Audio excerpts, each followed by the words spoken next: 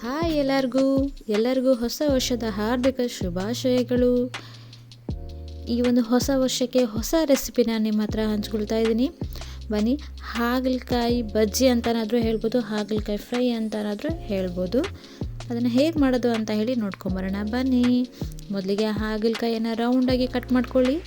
ಅದಕ್ಕೆ ಸ್ವಲ್ಪ ಉಪ್ಪನ್ನು ಹಾಕೋಬೇಕು, ಅಚ್ಕಾರದ ಪುಡಿ, ಅರಿಶಿನ,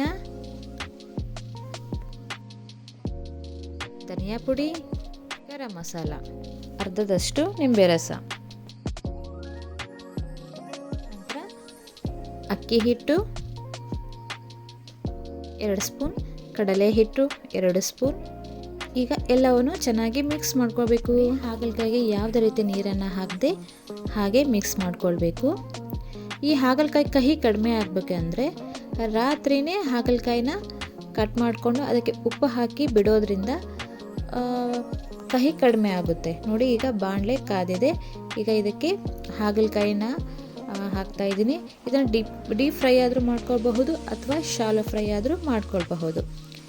ನೋಡಿ, ಈ ರೀತಿ ಬ್ರೌನ್ ಕಲರ್ ಬರೋವರೆಗೂ ಹೀಗೆ ಫ್ರೈ ಮಾಡ್ಕೋಬೇಕು. ತುಂಬ ಕ್ರಿಸ್ಪಿಯಾಗಿ ಬರುತ್ತೆ ಈ ರೀತಿ ಮಾಡೋದ್ರಿಂದ. ಚಿಕ್ಕವರಾಗಲಿ ಅಥವಾ ದೊಡ್ಡವರಾಗಲಿ ಹಾಗಲಕಾಯಿ ಕಹಿ ಅಂತ ಹೇಳಿ ತಿನ್ನೋಕ್ಕೆ ಎಷ್ಟು ಇಷ್ಟಪಡೋದಿಲ್ಲ. ಈ ರೀತಿ ಮಾಡಿಕೊಡೋದ್ರಿಂದ ಎಲ್ಲರೂ ಇಷ್ಟಪಟ್ಟು ತಿಂತಾರೆ. ನೋಡಿ, ರೆಡಿ ಆಯಿತು. ಒಂದು 15 ನಿಮಿಷದಲ್ಲಿ ಈ ಒಂದು ಹಾಗಲಕಾಯಿ ಫ್ರೈ ಅಥವಾ ಹಾಗಲಕಾಯಿ ಬಜ್ಜಿ ಅಂತನಾದರೂ ಹೇಳ್ಬೋದು, ರೆಡಿ ಆಯಿತು. ನೋಡಿ, ನಮ್ಮ ಮನೆ ಬಾಸ್ ನೋಡಿ ಹಾಗಲಕಾಯಿ ಕಹಿ ಅಂತಲೂ ಏನು ಹೇಳಿದೆ ತುಂಬ ಇಷ್ಟಪಟ್ಟು ತಿಂತಾ ಇದ್ದಾನೆ.